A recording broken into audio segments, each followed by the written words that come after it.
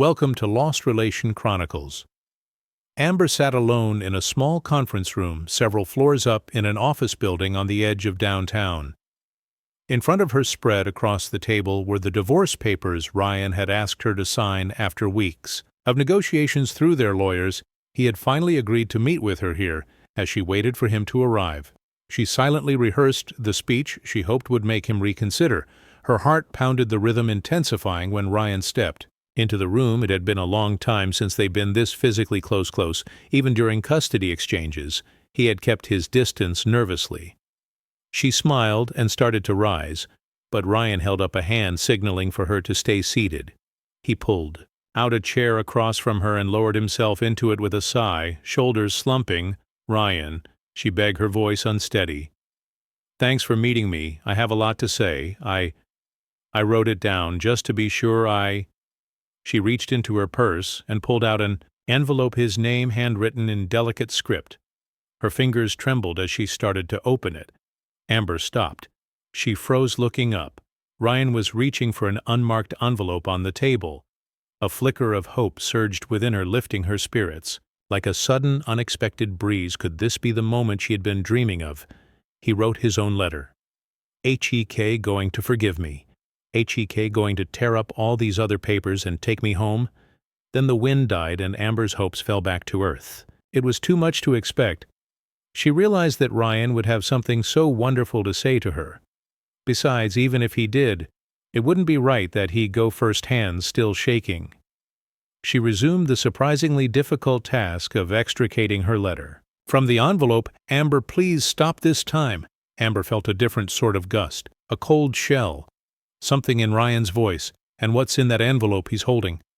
"Amber," he said slowly, "I agree to meet you here, so I have. Now, I'm going to leave." "No." "No what?" While Amber struggled to formulate some kind of protest, Ryan put his envelope on the table and pushed it towards her. "Whatever you wanted to say to me." "Well, read this first." Amber stared at it, afraid to touch it. Meanwhile, Ryan rose from his chair. Well, you'll see," he said before turning towards the door. Tentatively, she reached for the envelope. As she did, Ryan left the room once again. Amber was alone. She unsealed the envelope and looked inside. It seemed to contain a single sheet of paper, hands shaking even worse. Now she removed the document with great difficulty, unfolded it and studied it. Printed on the page on the left-hand side were 5 statements, each numbered in columns. To the right of the first 4 statements were the words true and false. It was a quiz, a true or false quiz. She wondered if there was any meaning in that. Is this my chance? My last chance to prove myself true and win him back? Amber picked up the pen and considered the first statement. "Never forgot your birthday or our wedding anniversary." The statement puzzled her. She never accused Ryan of forgetting those dates. What was his point? She read the statement again, still puzzled. She put the quiz down on the table. Something began to tug at her mind, something familiar. Table, I was sitting at a table. Important dates. Missed. Then she remembered she was sitting at a table with her neighbor Lauren. They were having coffee in Lauren's kitchen. Eventually, the conversation turned to family matters. "Mark is driving me crazy," Lauren said. "Did I tell you he forgot about our wedding anniversary again?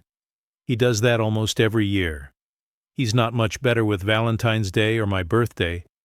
Always remembers Mother's Day, though never misses taking his mother out to brunch, makes reservations weeks in advance." Amber chuckled. "Easy for you to laugh. Amber, you've got it all there in Ryan. If only Mark were more like him." "Well, it's not all." Amber stopped herself and took a large sip from her cup. "Not all, what I guess." Amber stopped herself again and looked out the window towards her house. Lauren leaned towards her, eyebrows raised. "Come on, don't let me be the only sad whiny here." Amber could see that she needed some cheering up, or at least some assurance that she wasn't as alone as she felt. "You know, maybe from the outside everything looks great over there," Amber said slowly, nodding towards the window. "But if you— well, what's it they say? Appearances can be deceiving." Intrigued, Lauren refilled Amber's cup and stared expectantly at her. It's like, well, last weekend Ryan was home, I asked him to change some light bulbs. Night rolls around. I turn on the lights, nothing he'd forgotten, glued to the couch watching sports all day. I know he gets tired from work. I didn't say anything, but I just felt like, honey. I know, Lauren said, putting her hand on a mare's, and don't get me started on dishes. Amber exclaimed if Ryan would just wipe his plate off and put it in the sink, instead of piling the cruddy things up on the countertop. Yeah, Lauren replied, and get this. After I've washed the dishes, put the kids to sleep. I crawl into bed just wanting to read for a few minutes before I conch out, and Mark jumps in smirking. Wants to, get friendly? Amber huffed in sympathy. Been there, done that, the old grab my tits thing, like that's supposed to instantly get me ready for sex. Embarrassed at her sauciness, Amber covered her mouth and looked down at her cup. Lauren, not offended, just laughed. Then Amber cracked up too. The gripe fest continued for a while. Amber thought of her contributions as just a show of camaraderie and a bit of harmless fun, but as the gripes, including hers, got more and more serious. There was no more laughter later when Ryan came home and did something that rubbed Amber the wrong way. She pouted about it more than she might have done before, as the scene faded back into Amber's memory. She looked again at the first statement, on the quiz. I never forgot your birthday or our wedding anniversary. Ryan couldn't have known about the conversation with Lauren. That couldn't have been his point. So why had that memory come to her just now? Because that was the beginning of all. This wasn't it. Not exactly. I guess the things I said to Lauren? The things I huffed about later. They'd been going on for some time already. It was just the first time I admitted to someone else. Before I even admitted to myself that I was unhappy, in any way. After that, I indulged that unhappy feeling every time I thought I had a reason, didn't I, in the counseling that Amber had started recently. She talked a lot with her therapist, Dr. Carter, about stress from juggling the 2 kids, a part-time job. Her ailing parents and her husband, Dr. Carter, had asked her how she'd managed it. Not well. I would stew over things about Ryan, not realizing how hot and pressurized the magma was getting when I finally would say something. It was never constructive, just an eruption. Ryan wasn't participating in the counseling. No, he didn't want anything to do with Amber these days, but before things got well to where they were now, he admitted that he hadn't been the perfect husband. She was trying to give him a wake-up call. He said he'd gotten the message, but it wasn't a wake-up call. It was a good-night call. Good night to our marriage. I told him it was too late, that I didn't love him anymore. Ryan had been good about remembering. Important dates, though. For a moment the statement on the quiz again seemed trivial. Yet given Amber's situation, there had to be more to it, right? Never forgot my birthday. Never forgot me. Never forgot our wedding anniversary. Never forgot us. Like, her Ryan had been forced to juggle. He had the same kids. Of course, he too had a spouse. A spouse who, with increasingly frequency, was blowing up at him. He didn't have ailing parents, but he had a full-time job. It made ceaseless demands upon his attention and energy. But he drew boundaries as best he could. He made mistakes, forgot a lot of little things, mishandled even a few important things. But he never forgot. Me never forgot us. I should have let the small stuff go, and I should have put more effort into improving the important things. Instead, I just let it all fester. Equally all that time, I was thinking about him. I'd really forgotten about him, all the things I liked about him, loved about him, and I forgot about us. It became all about me, bringing the pen to the level of the first statement on the quiz. Amber traced to the right and circled the word, true. You turned down Italy.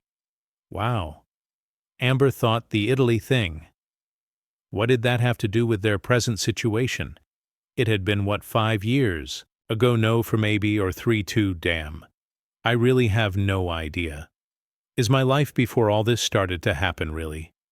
That blurry, though, it had nothing to do with the Italy thing. Amber found herself thinking about another time she'd been sitting in an office feeling blurry-eyed, To be specific, it was a late night at work and a quiet one. The office was empty except for Amber and Tyler, an outside consultant brought in to assist with the project. The deadline was 6 weeks away, but there was still so much to do, rough working these odd hours. "Hey," Tyler said, furiously typing away. "Yeah," Amber replied, "every week my schedule gets reshuffled, but it's nice to be trusted with a significant part of the project, even though I'm just a part-timer. I don't get that you seem like the glue that holds this place together. I'll bet you'll get a full-time position out of this when it's over, maybe assuming we pull it off." "Yeah, guess. I better type faster." Tyler started hitting the keys so quickly that he couldn't possibly be entering anything correctly. Amber laughed. Being around, Tyler made the long odd hours tolerable, even fun. He was a cut-up and easy on the eyes, especially. For a consultant unlike her regular co-workers, he made her feel intelligent, witty, and best of all attractive. Though he'd never been forward, she'd caught him looking her over more than once tonight. However, he seemed distracted, almost somber. So, she asked him, "What are you going to get out this when it's over?" "Probably just another." He waved at the paper spread about, "And not with someone like you. It'll be some a-hole, and I want to quit. And, well, let's just say this line of work isn't what I thought it would be. But I don't see a better option right now." She asked him to explain. At first he was dismissive, reluctant to talk about himself, but when she pressed him, something gave way. He stopped typing when he finally spoke. Outspilled.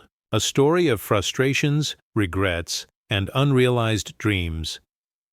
Amber listened attentively. His past was interesting. His hopes for the future were interesting too. What struck Amber most, however, was the very idea that the future could be interesting when, in recent years, had the future seemed to her anything more than an interminable repetition of her present. Their talk that night led to many more and increasingly personal discussions. Not all were in the office. There were lunch breaks on those. Days when they were working regular hours and dinner breaks during those increasingly frequent late nights. As the deadline approached, the more she watched him talk, the more she became obsessed with his lips, with how it might feel to kiss them, recoiling at the illicitness of that last thought. Amber ended her trip down memory lane and focused again on the quiz. The Italy thing. Ryan wanted to go to Italy. "Just him and me, leave the kids with the grandparents." I said, "No, wait. Did I actually?" "Say it, maybe. But more likely I just wore him down, with doubts, issues, and reluctance, until he gave up." What had been those doubts? Those issues? The basis for the reluctance? It wasn't because of Tyler hadn't met him yet. Wasn't because of the project. At all, that came a long time after. Was it work in general? The kids, the expense having to pack and then live out of a suitcase. The long flights, the jet lag, not speaking the language. It could have been any and all of those things. But, honestly, I don't remember. As Amber searched her thoughts and feelings for more clarity, she felt something unsettling begin to bubble up. Her first instinct was to ignore it, to suppress it, until she looked at the quiz again. True or false? This is a test. She let the bubbles rise. It probably was all those things, and 1,000 other little things. But at the core, I just didn't want to go with Ryan. What would I do with him? I guess I just wasn't interested. Or if I was interested, for some reason I fought. It fought it off instead of fighting for it. The rising bubbles became a geyser, but it wasn't just about him, was it? No, I was down on myself then too. I didn't believe I could keep him happy for 10 days. What would we do?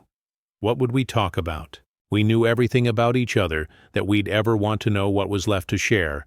And as for the future, well, that wasn't any more exciting, it had seemed. Talk about what the kids had ahead of them, the cost of college, if they could even get into good ones, blah.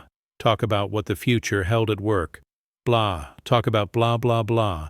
It wasn't just that I'd lost interest in Ryan, though that might have been true. I'd lost interest in myself. I'd lost interest in interest. Then something happened when I met Tyler. I found him interesting. I liked being interested in something, and I liked it that he was interested in me. Amber's attention returned to the quiz. "You turned down Italy." Yes, she turned Ryan down on Italy. What else had she turned him down on over the years? How many other romantic plans did I ruin?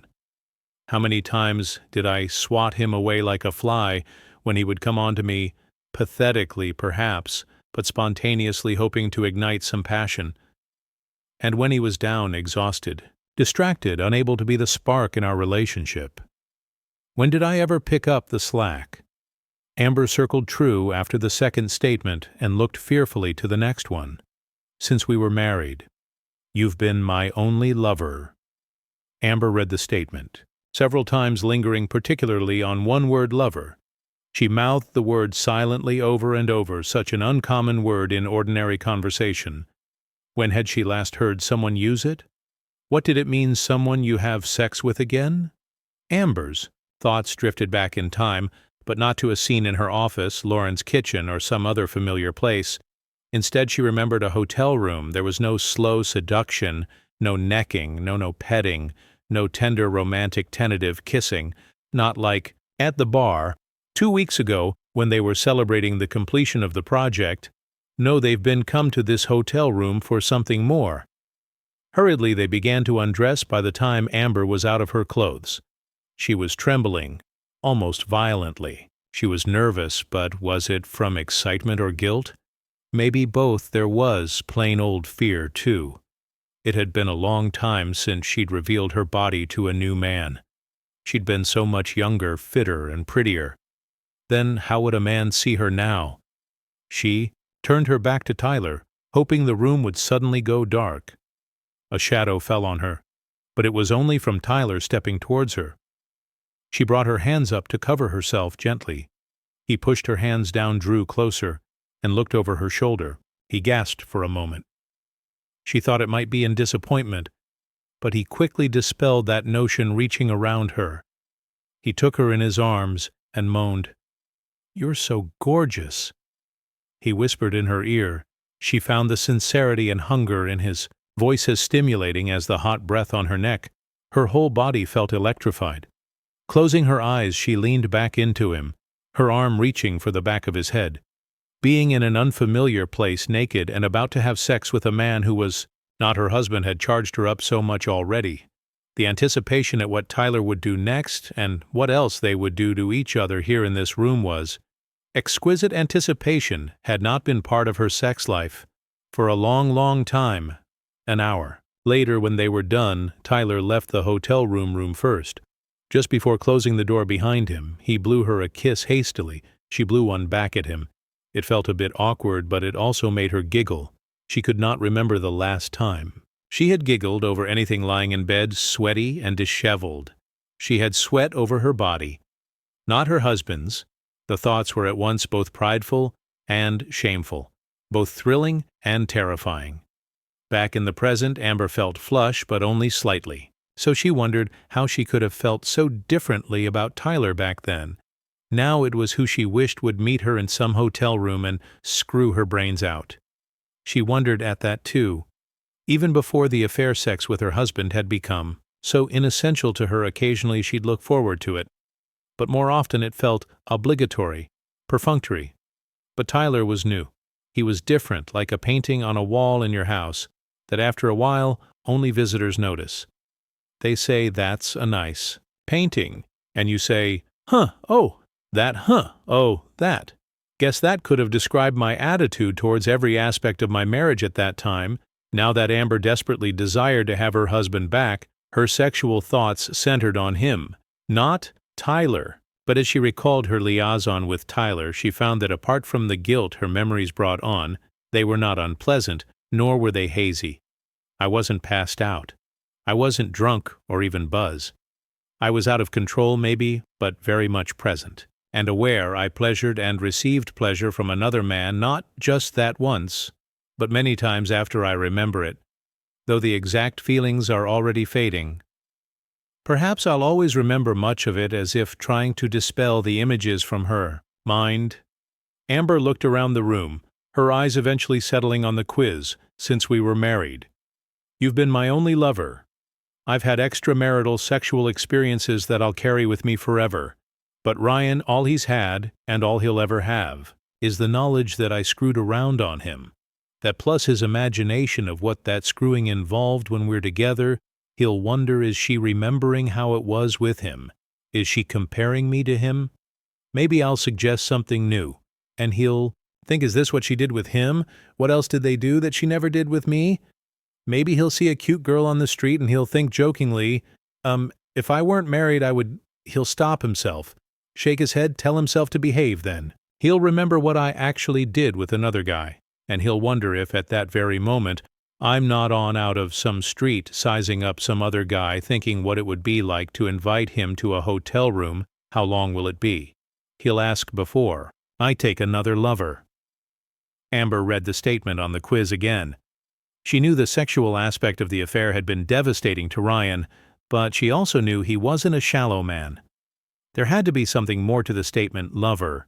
Someone you have sex with. Okay, but is that all? Or literally someone you love, an emotional relationship? But I don't love Tyler anymore, if I ever really did. And I had boyfriends before Ryan, he had girlfriends before me. Why can't we just start over? Move on. The thought of moving on brought to Amber's mind an old soul song. A woman singing about a TR train. A train she was going to take to be with her lover sex. Yes, but something more. Something worse. What a midnight train going back to find Amber. Realized that her interludes with Tyler, even when they had just involved conversation, had been like intermissions from everything else in her life. Maybe that's what had enhanced. The sex, when it did finally happen. When in bed with Ryan. In recent years, Amber had always felt the weight of parenting, finances, housekeeping, and so on. All that stuff was in bed with us. In bed with Tyler, she'd been in a different world, a simple, uncluttered little world consisting of Tyler and her, a world where she was young again and light as a feather. No wonder the sex had sent her soaring. Yet it was the pillow talk after the climaxes that she'd enjoyed just as much, even the silent, motionless act of falling asleep with Tyler had seemed extraordinary. We shared own little world. That's what it really means to be lovers, doesn't it? To share a little world in which nothing else matters? That's the ultimate form of intimacy, isn't it? The song came to mind again. Gladys Knight singing about a midnight train to Georgia. A train her lover was taking. A train Gladys also was going to take in order to be with him. I'd rather live in his world than be without him in mine. That's what Gladys chose. I got on a train to, but not to be with Ryan. No. I was the one leaving, and not for Georgia, not for home. No. It was home. I was leaving if I'd wanted to leave for any other place to change up my life in any other way. Maybe I could have done it with Ryan. Maybe he could have come along. Maybe it could have been us together going back to find a simpler place in time. But I never gave him that chance, that opportunity, that Gladys had. I took a train to a place Ryan couldn't. Follow a train to a world with another man? Amber looked again at the quiz. Since we were married, you've been my only lover. Ryan didn't always do as much as he could to keep our world simple, to keep it safe, to keep it intimate. He's admitted all that. But he tried harder than me, and he never left our world, not even as it was diminishing. Amber lowered her pen to the third statement and circled true. You never would have told me. Never would have told Ryan about the AF, about him, about Tyler. It was another hard punch to the gut. Amber felt like she was coughing, no choking on something. Perhaps it was the irony of her situation. Here I am, in this room with all these legal papers praying for an escape. But I started this. I filed for divorce first. I filed first. Shaking her head in regret, Amber recalled how it had happened. Just do it, Lauren said. If you don't just file. If you warn him first and try to explain, he'll say something and you'll chicken out. It happened. To me, with Bob. I want chicken out. Amber replied, I've made up my mind. It's just a matter of, courtesy, maybe to not blindside him. Oh yeah, you know what happened to Cindy? She mentioned divorce to Harry, thought they could handle it amicably, but he went and filed first. Got a real shark for a lawyer. She was on her heels the rest of the way. Don't give Ryan the upper hand. Take control. Amber thought. Taking control of her life, that was what this was all about, right? Maybe Lauren had a point, I guess. Still, don't you think I owe him an explanation? Later, honey, maybe there'll be time. Besides, what's to explain? Now Lauren definitely had a point, more so than she knew, because Lauren did not know about Tyler. More importantly, neither. Did Ryan Amber wanted to keep it that way, at least for now after all? Why hurt him someday he'd see Tyler and her together, and he'd think they had met post-divorce. That might still hurt him, but not as much as knowing she'd been cucking him during their marriage. Just do it, Lauren said again. 3 weeks later, Ryan was served with divorce papers. Amber read the fourth statement again. You never would have told me, never would have. I never did tell him. That much is true. Recently, Dr. Carter had asked Amber about the manner of her separation from Ryan. The therapist had seemed to doubt Amber's explanation of why she'd handled it the way she had, surprising Ryan with the divorce papers, then not admitting to an affair when he confronted me so as not to hurt him. That wasn't it? Dr. Carter was pretty close to telling me so last week. I think she knows, and I know. Now I didn't want to tell Ryan that I'd found someone else because I was ashamed. I didn't want him to know, or the world to know, that I'd been cheating. After Amber started the divorce, she rented an apartment and moved. Tyler had offered to take her in, but she declined. Let's wait until we can fully commit to each other, she said, smiling and playing with her ring finger suggestively, but what I was really thinking, or at least feeling, was that nagging shame. It was about appearances. I didn't want Ryan, the kids, or anyone else to see me as a who was shacking up with a new guy before the divorce was even final. Plus, Ryan might have figured out that the guy wasn't so new, despite having her own apartment. Amber never entertained Tyler there. She continued to be discreet with him whenever she had to speak with Ryan, who was begging her to come home. She continued to deny that there was or had ever been someone else. I kept telling myself I had nothing to feel guilty about. Deep down, maybe I did feel guilty, but it was the shame thing again. Guilty or not, I should have just been honest with Ryan, but I put my self-image and public image ahead of everything else. Not long after Amber left Ryan, however, her relationship with Tyler began to falter. One of the turning points she realized in retrospect was the big conversation they'd had about the future. Would they keep their jobs or look for others? Perhaps out of town, maybe somewhere closer to Tyler's sister, a widow who could use his help with her kids. But what then to do about Amber's kids and her ailing parents? Would Tyler and Amber start their own family? How much money would they need to buy a house? That led back to the question about jobs. We talked about the future before, but it was all about dreams. When reality hit hard. Suddenly the grass on the other side, the side over, to which I'd crossed, didn't seem so. Greener still. Tyler was a great guy. He kept treating her well, especially in the bedroom. There was one long night when he made her come 5 times, so far as she could remember, a personal record for her, but the sex started to lose its too. Maybe because I was beginning to feel crowded in bed again. All these issues were starting to clutter up this simple little world to which I'd fled. And that long night, by the 5th time, everything felt off. I was just sore, and letting Tyler work me over so much, it was like I was trying to make up for something else that was lacking, that magic that I felt with him before the divorce started. Maybe the magic I'd had with Ryan once too. Indeed, as Amber's relationship with Tyler cooled, she began to miss Ryan, seeing him talking to another woman.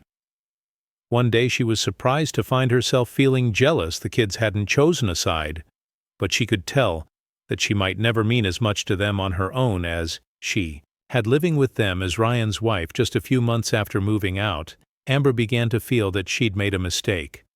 Soon thereafter she broke up with Tyler. He took it hard, but he admitted that he'd sensed a change in her that he didn't know how to deal with. After their parting, he sent her a note saying he was moving away and that he wished her well. Breaking out of the reverie, Amber looked at the quiz. You never would have told me Tyler and I were always honest with each other, even when it hurt, and even when I hurt him by leaving him. I did it as gently, as respectfully as I could, with full disclosure. But with Ryan, Amber found herself thinking of another old soul song, a song performed by the Queen of Soul, Aretha Franklin, song about respect. Better know what it means to me when I denied to Ryan all those times that I'd been having an affair. It wasn't just that I wanted to maintain my self-respect and other people's respect, was it? No. I'd lost respect for Ryan long, before the separation, in fact. That's part of what made it possible for me to cheat on him, part of what made it possible for me to blindside him with the divorce, part of what made it possible for me to be dishonest and evasive about my motives. The statement on the quiz wasn't about what had happened. However, it was hypothetical. What exactly did it mean? Never would have told. Never would have.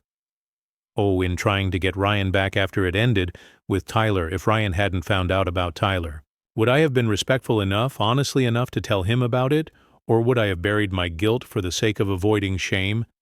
Would I have kept the affair a secret, ignoring Ryan's right to know, so as not to jeopardize his reaccept of me? You never would have told me. True Amber answered with a circle. Your name is Amber. It was the most obviously true statement in the set, but the words true and false were not written next to it for those reasons. Its purpose was the most inscrutable, hoping to clear her mind. Amber rose from her chair, went to the window, and looked out. She saw building streets, and beyond them a park of all the parks, that one as if looking through a zooming telephoto lens. Amber felt she was being propelled towards. The park in the distance a memory was carrying her there. Closing her eyes, she fell into the scene. She arrived at the park early, not wanting to chance any possible delay that could cause her to miss Ryan. She'd left a message for him telling him she'd be here today and imploring him to join her. She sat on a bench surrounded by roses and bloom. Ryan had been resisting the divorce. Amber was sure he still loved her, still wanted her. Of course he would let her move back. It would be rough for a while maybe, but the family would be reunited, and someday this whole drama would seem distant and silly. She spread her jacket and purse across the bench, claiming it against any who might try to share it with her. This was her bench today, forever. After it would be hers and Ryan's bench, they would come to this rose garden every spring, sit on this bench, and show the world that they were still together. When Ryan arrived, she wasn't sure what to do. Should she eyes and hug him, shake his hand while she debated?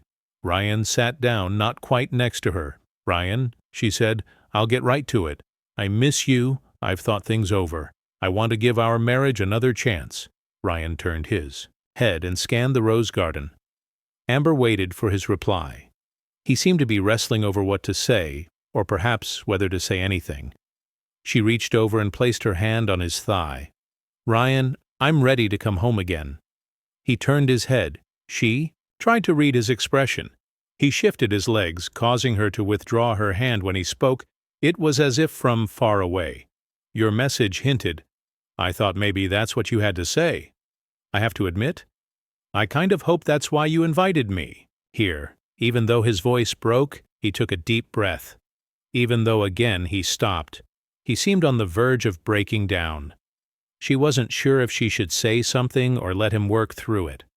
Suddenly turning towards her, he spoke again. I just have to ask you something. One more time. Is there someone else? She hadn't expected that question, but having been asked it several times before, she had a practiced answer. Moreover, that answer was now true. There wasn't someone else, not anymore. No, honey, she said. No one else. Ryan looked down and started to cry. Her first thought was that he was shedding tears of joy, but then she saw that his fists were clenched. He looked at her eyes burning and spoke in a stern voice. That's the last time I'm going to listen to you lie to me, he said. Rising, don't come near the house except to pick up or drop off the kids, and even then I don't want to see you shocked. She started to rise, but he held out his hand and waved her off. He took 2 steps away from the bench, then turned, his expression changing from anger to pain. Oh, he said softly, you can stop sneaking around with Watts. His name, Tyler, trying to keep it secret. Turns out a lot of people already know or suspect. I was just wincing. He gathered himself, looked around the garden, then finished just the last better late than never, though if you'd come to me like this sooner before I found out. Amber was stunned. Ryan knew he knew about Tyler somehow. He'd found out he'd given her one last chance to admit to the affair. But she'd lied again. Well, not technically lied. The affair was in fact over, but Ryan didn't seem to know. And that made her answer misleading. It was time to come clean. Time to admit to the affair. Explain it, as best she could, apologize and beg for forgiveness. But when Amber opened her mouth to speak, no words, true or false, came out. She found herself unable to even shout Ryan's name to call him back. As he walked away, apparently Ryan hadn't discovered.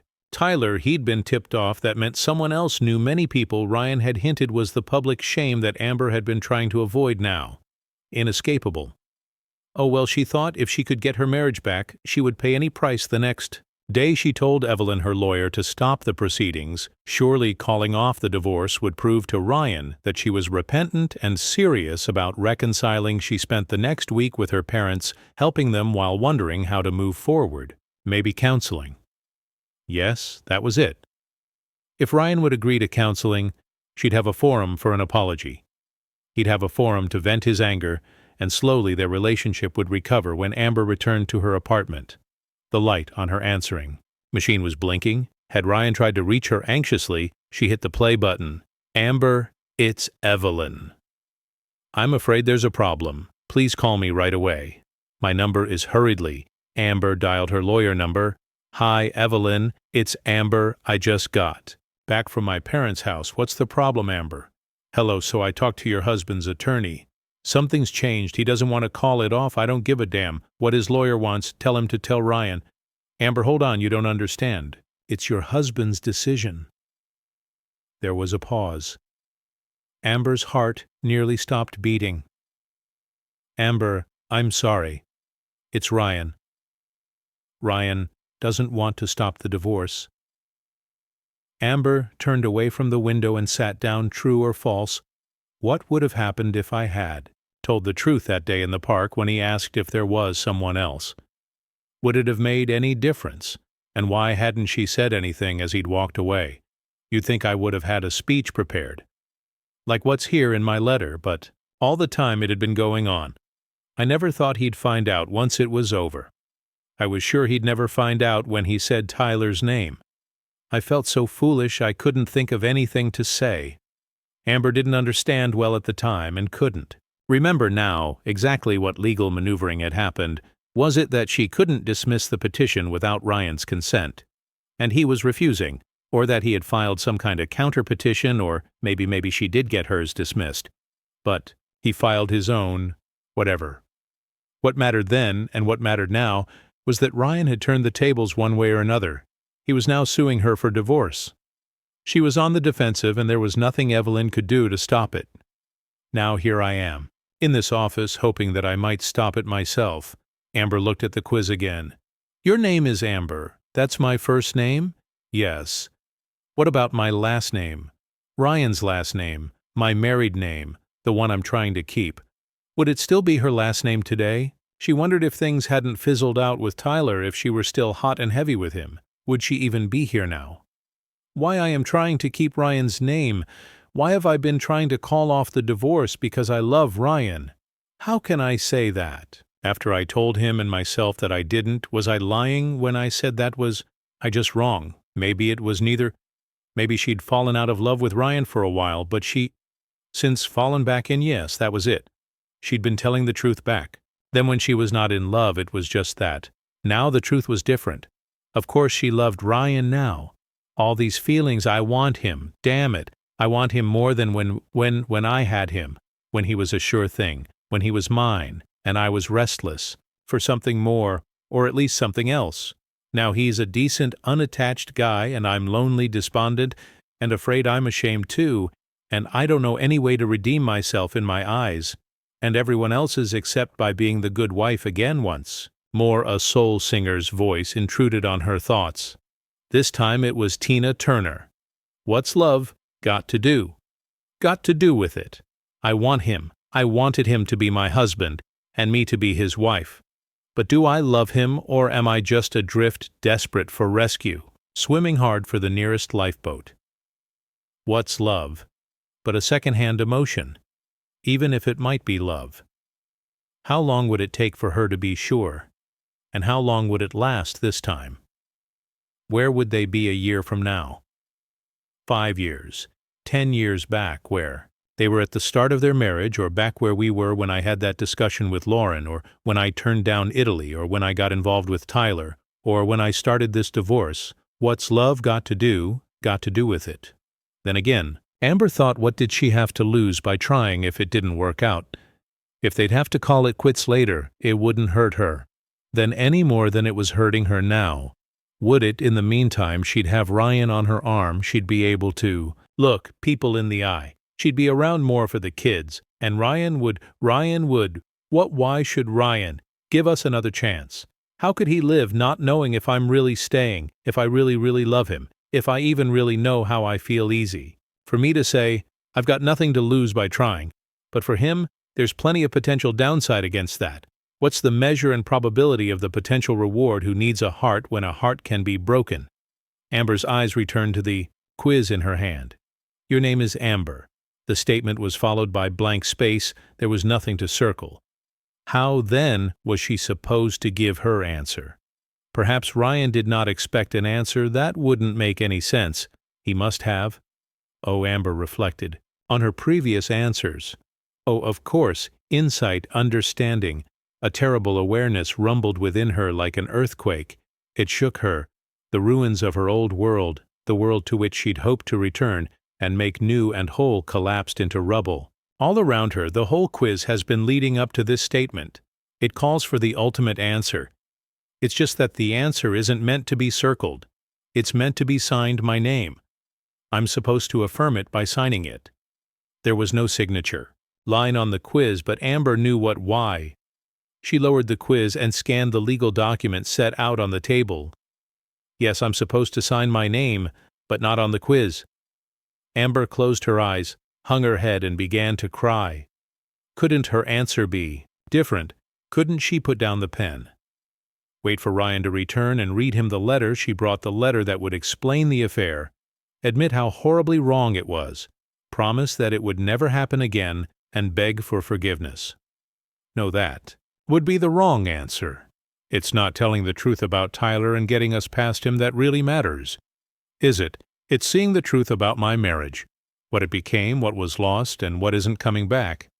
Maybe that's what Ryan came to. See why he had his lawyer turn the tables on me and why he's refused to talk since then. Amber thought again about her last meeting with Ryan in the park, when I watched him walk away and found I couldn't speak. Maybe it wasn't just shock that silenced me. Maybe some part of me knew it wouldn't be fair to plead with Ryan to stay and hear me out. Maybe I knew some part of me knew that I'd been fooling myself about how I felt about him and how things would be if we got back together, still crying. Amber opened her eyes. She put down the quiz. She did not, however, put down the pen. She would need it a little while longer. I thought answering everything correctly, passing this test, would mean getting another chance with Ryan. An opportunity for a chance. At least I was wrong. Holding out for that opportunity would have meant failure in every sense of the word, because it would have been futile. It would have been false when Amber was nearly done signing the divorce papers. A funny thought came to her. It was gallows humor. Still, she managed a weak chuckle. First time I've ever passed a test and gotten no reward. No way, no gold star, naughty. It was then underneath the last document that she found the envelope. It wasn't a generic business envelope like the one Ryan had. Pushed towards her. Before leaving the room, the one that had contained the quiz. This one was a very fine envelope. It was not unlike the one Amber had brought to the meeting. In flowing script, Ryan had handwritten her name on it, with shaking hands. Amber began to open it for the third time in less than an hour. She found the simple task of extricating a sheet of paper from an envelope maddeningly difficult. When the letter finally was free, she began to unfold it, but something felt wrong. She realized that this law office was not the place to read the letter. Whatever it might say, she put the letter in her purse and left once outside in the cool winter air. Amber walked and walked. She wandered aimlessly, it seemed, until she found herself at a park. She followed a familiar path to a certain garden and came to a certain bench. She sat down surrounded by rose bushes, bereft of bloom or leaf. She thought she'd spent all her tears back in the law office. But as she read the letter, tears flowed freely again. Dear Amber, I don't know if you bothered with the quiz or whether you ignored it either way. You found this letter, so you've passed the real test. I'm sorry to have put you through it. I know it must have hurt after everything you've put me through. I find it odd to feel sorry about hurting you, but I do, and I'm grateful for that. It means the anger is finally starting to fade, and it means there's something left in me.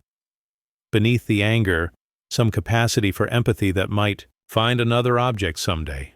Hearts can be broken, but I've heard they can heal too. We'll see. I believe you. Now understand that this divorce isn't just about the affair. I don't see. That is what killed our marriage. No, our marriage had already decayed. The affair was just a mushroom spawning from the rot. It was a poisonous mushroom, no doubt.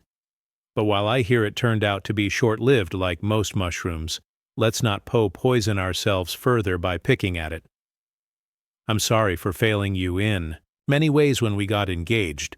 I imagined I'd never be one of those men who would stop buying flowers on a whim for his girl, stop writing her love notes, stop dancing with her. But those things, and too many other things, happened when you said you were leaving me and proceeded to do just that. I felt like part of it. Maybe a lot of it was my fault. I still feel that way, but I can't accept all the blame, and no matter how right or wrong you were to be unhappy, I can't ignore how you gave up on me and how you lied to me. Even as you were asking to come home, I know you had a lot you wanted to say to me today. I know you especially wanted to say 3 particular words. The truth is, you don't love me. Not in any way. Either of us could trust and try to build a new marriage upon. I still love the person I married, but you've not been that person for a long, long time. I can't see you ever being that person again. Not in my eyes, at least. I have to move on. There was nothing you could have said or done today or any other day to stop the divorce. All you could do was stop fighting it, the way I stopped fighting it when I realized and felt the truth. I wanted to give you an opportunity to realize and feel it too, and you have. I appreciate that. Ironically, this formal ending of our marriage is something we haven't managed in a while. A truly intimate act. For one last time, our hearts and minds are together about something. I'm glad we had it in us to be that way. At this juncture, I would not want either of us to live the rest of our lives doubting whether this divorce was the right thing. I'll always be sad about what happened to us. But anger pain, I've got to try to get past those feelings. I'm moving on, but not completely. Away we'll be seeing each other, and I don't want it to hurt every time we have children. We have to be able to talk and cooperate. And finally being honest and letting me go. You've done something very hard, but ultimately right for both of us in return. I am going to work hard to be able to say 3 words to you. Not I love you, but the next best thing I could ever offer. I can't say those words now, not with conviction, but I swear I want to be able to say them someday. Maybe just for my own sake, but maybe for yours too. I want to be able to say, I forgive you, Ryan. When the tears beaded enough that she could see, Amber looked around the rose garden on the ground. She spied the remains of a flower she imagined it was once very beautiful. Were we doomed from the start? Some things don't last forever. Maybe love is like that. No matter what the romantics say. Amber's gaze wandered. She surveyed the rose bushes, so barren in the grip of winter. Or maybe love isn't a flower, it's the plant itself.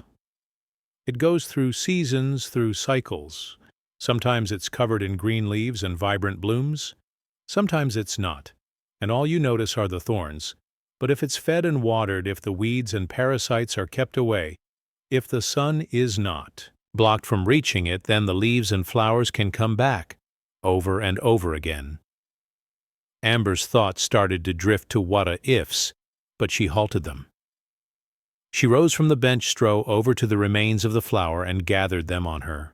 Way back to her apartment, she stopped in at a greeting card store and purchased an elegant envelope-sized box. That night she placed the withered petals in the box, making a bed of them. She removed her wedding ring and placed it in the center. Next, she set down Ryan's letter to her, and on top of that the letter she'd written but never read to Ryan. She closed the box and put it away. Perhaps if her daughter ever married, Amber would give it to her. It would make an odd gift, but it would serve as a warning indeed. Amber thought such a warning might be the greatest gift she could give a new bride, dear listeners. Please share your thoughts in the comment section below, and don't forget to like, share, and subscribe.